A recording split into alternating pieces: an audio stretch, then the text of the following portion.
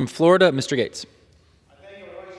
Yielding, and Mr. Speaker, I seek unanimous consent to enter into the record of the House the document styled "Unwelcome in Niger," the interim report from Congressman Matt Gaetz on the U.S. crisis in Niger. Mr. Speaker, I come to the House floor this evening to expose a cover-up in the African country of Niger.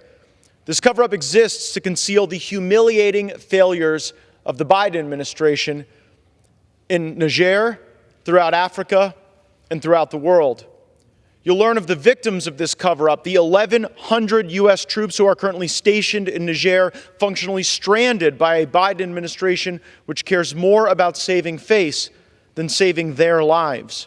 Our troops in Niger have been pleading for help. They've sent intelligence reports and letters stating that they are rarely getting safe water. They can't get diplomatic oversights to receive medicine, fresh troop rotations, or basic supplies. They have no mission. And the local authorities are becoming increasingly hostile. The current government of Niger has called the U.S. presence in the country illegal.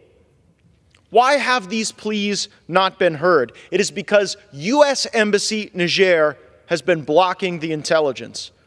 I fear as we speak, the conditions may be forming to create another Benghazi-style attack. So how did we get here? With 1,100 American troops stuck, thoroughly unwelcome, in a country where we have invested more than $500 million U.S. taxpayer dollars.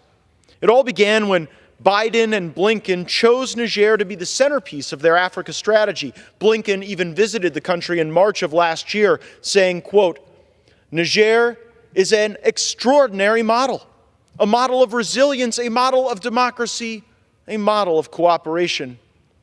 What a difference a year makes. Just a year and a day after those remarks, the democratically elected government of Niger was replaced by a military coup.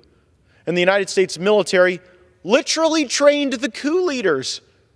I asked General Langley, who runs AFRICOM, why this happened, why so many coup leaders are trained by our service members. And he said, well, Congressman, training people to overthrow their democratically elected governments is not in our curriculum.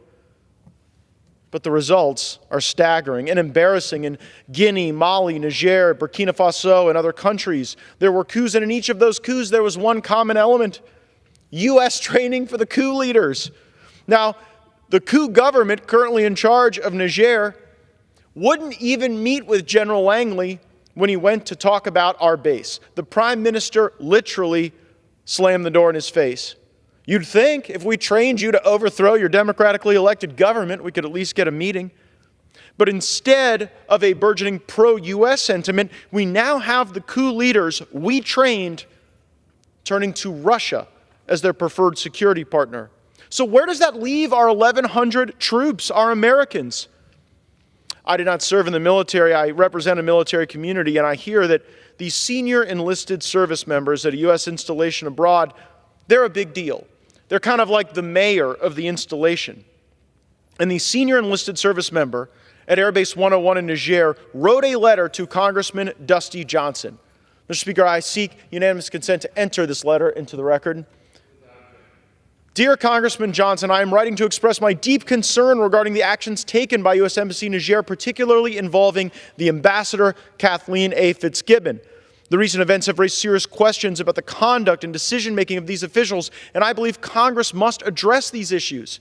As a service member deployed to Niger, Africa, I have noticed that the embassy intentionally suppressed intelligence information from the ground, forced collection elements to maintain the facade of a great country-to-country relationship. They failed to be transparent with U.S. service members deployed to the country. They gave a pretense that things are being worked and that it's above our level, all the while diplomatic oversight clearances for U.S. military aircraft were purposefully not being approved by the country's military government as a political bargaining chip to entice the U.S. government back to negotiate their withdrawal.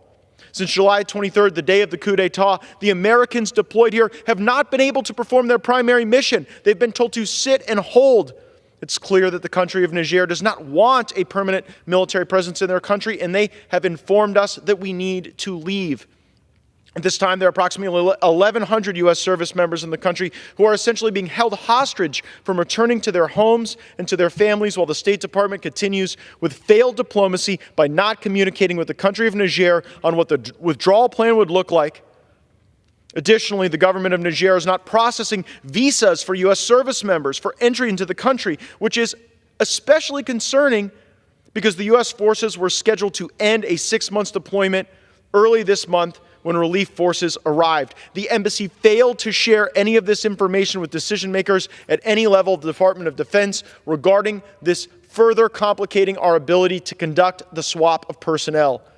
These actions have deeply troubled me and many others in the community at home, as well as the service members deployed here with me and their families back in the States. Our diplomatic and defense representatives need to uphold the highest standards of professionalism and ethical conduct, especially in sensitive regions like Niger.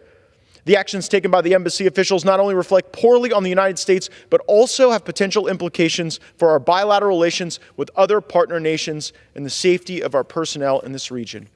When I became aware of this letter, my office conducted a number of interviews which confirmed the claims made by the senior enlisted official, and he signed his name to that letter, which we have entered into the record.